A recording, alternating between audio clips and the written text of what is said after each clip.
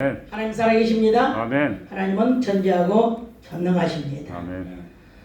예, 오늘 말씀은 디모데후서 2장 14절에서 19절 말씀이고, 제목은 하나님께 인정받는 믿음. 누가 하나님께 인정을 받을지, 또 성경에는 어떤 사람들이 인정을 받았는지 오늘 또 이렇게 다 말은 할 수 없지만 오늘 이 말씀을 통해서 은혜가 되시기 바랍니다. 아멘. 세상은 지금 영적으로 볼 때 아무것도 보이지 않는 어둠에 처해 있습니다. 가는 곳마다 죄악이요 불신앙들이 많습니다.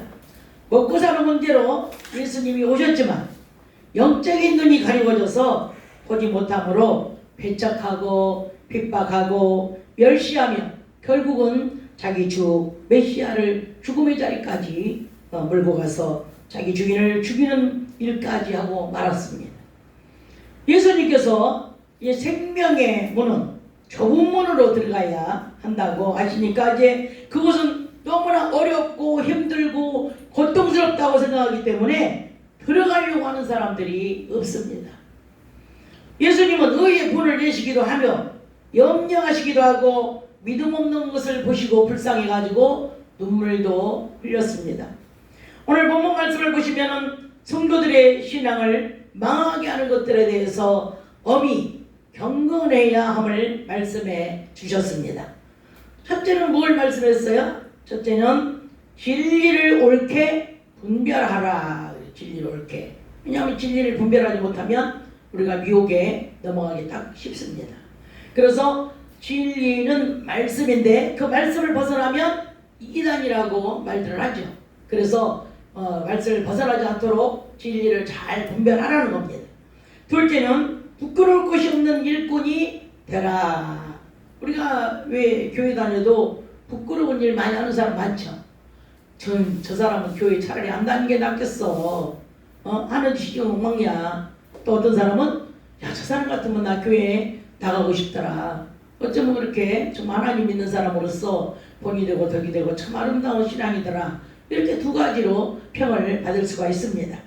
그러면 우리는 이왕이면은 예수 믿는 사람으로서 정직하고 깨끗하고 부끄러울 것이 없는 신앙이 돼야 된다는 것입니다. 셋째로는 인정받는 자가 되라. 인정받는 자가 되라. 오늘 제목이 뭐예요? 인정받는 믿음. 그래서 이왕이면 우리는 행동으로나 신앙으로나 믿음으로나 뭐든지 우리는 사람에게도 인정을 받아야 되고 하나님께도 인정을 받는 것이 굉장히 중요한 겁니다. 그리고 인정을 받으려면 진리를 옳게 분별하고 진리의 말씀에 순종하고 부끄럽지 않는 양심으로 정직하고 깨끗하면 양심을 가진 자가 인정을 받는 자가 되는 것입니다. 할렐루야. 아멘. 요즘에 집회 장소와 예배 장소나 뭐 어떤 모임에 가보면 예수 믿는 사람들이 행동에 있어서는 정말 부끄럽게 행동하는 사람 많습니다. 교회 종들도 마찬가지고 성도들도 마찬가지고, 그래서 정말 저건 아니다, 저거는 기본이 좀 안 됐다, 이렇게 하는 사람들이 참 많이 볼 수 있어요.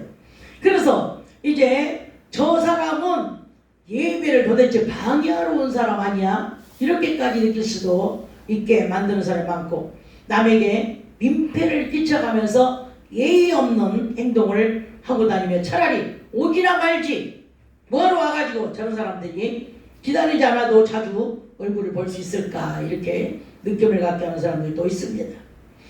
성경에는 화평케 하는 자가 하나님의 아들이라 할 수 있고 청결한 자가 하나님의 얼굴을 배울 수가 있다고 말씀하셨습니다. 하나님께 인정받는 믿음이 되려면 하나님의 본질로 바꿔져야 합니다.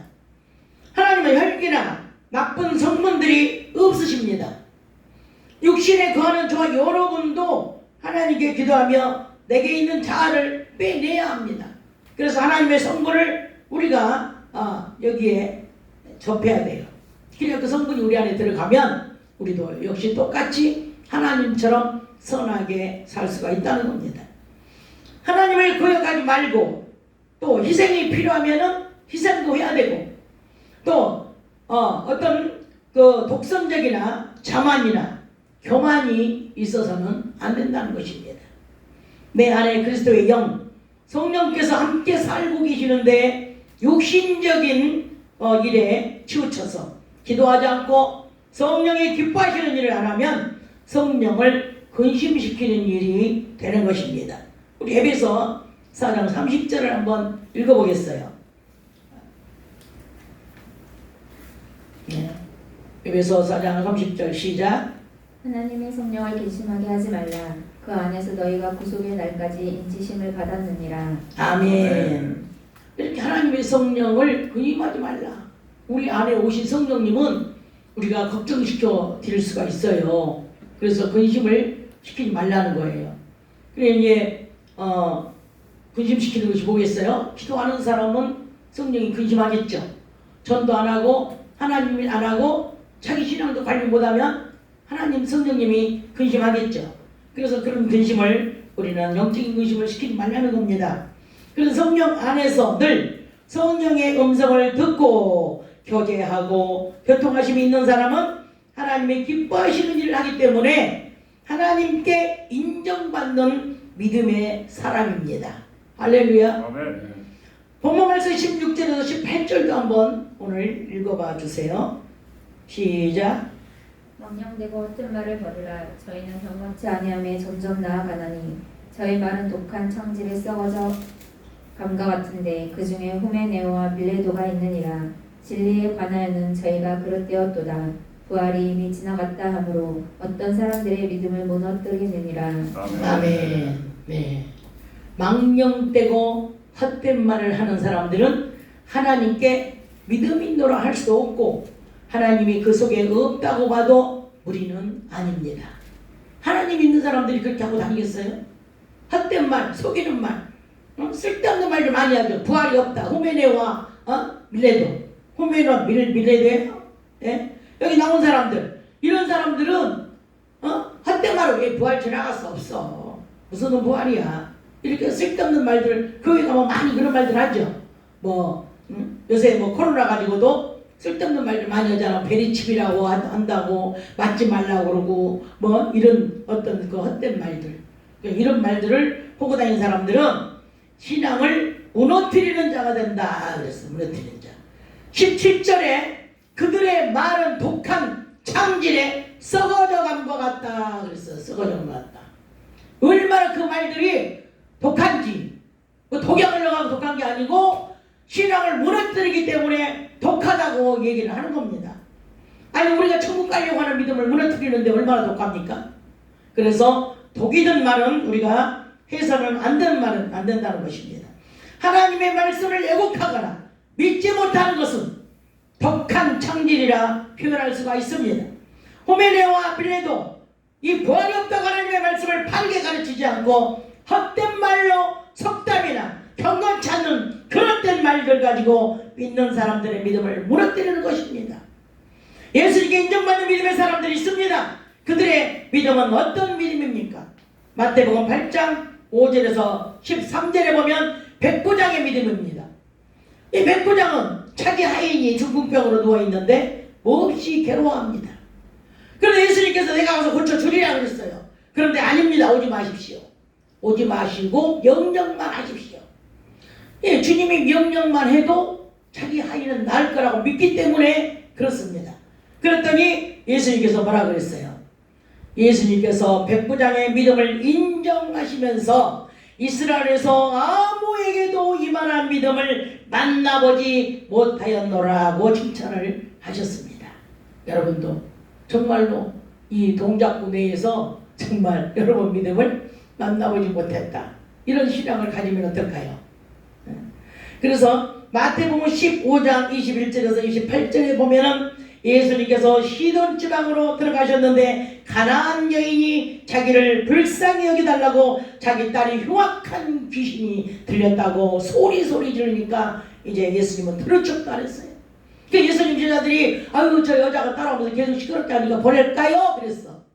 그러니 이 예수님께서 뭐라 그랬어요? 나는 이스라엘의 집과 잃어버린 양 외에는 보내심을 받지 않았다고 말씀했습니다. 그 여인은 그럴지라도 포기하지 않았어요. 포기하지 않고 계속 도와달라고 그러면서 매달렸어요. 그럼에도 불구하고 예수님은 뭐예요? 자녀의 떡을 취하여 개들에게 던짐에 마땅치 아니하다고 개취급을 했습니다. 개취급을 했어. 야, 자녀의 떡을 개나 주지, 너에게 줄 게 어딨냐, 이렇게 말하는 겁니다. 여인은 그렇다고 포기합니까? 아유, 내가 개취급을 받고 내가 더러워, 자존심 상해, 그럼 가버립니까? 절대 아니죠. 그렇다고 해서 자기 딸을 여기서 포기할 수가 없어. 난 우리 딸을 기필코 고치고 말 거야. 그러면서 다시 예수님에게 도와달라고 그러면서 자녀의 떡을 취하여 개인이 마땅하다고 그 소리를 들음에도 불구하고 나는 그 자존심을 버려버리리라. 그리고 그 여인은 자기 딸을 살리려는 마음으로 자존심을 버리고 한 번 더 말합니다. 옳소이다마는 개들도 제 주인의 밥상에서 떨어지는 부스러기를 먹나이다 그랬어. 그랬더니 뭐라 그래요? 예수님께서 그의 믿음을 달아보시더니 마침내 그 여인에 대한 믿음을 보시고 여자야, 네 믿음이 크도다.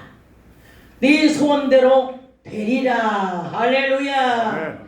이렇게 이 여인도 칭찬을 받았습니다.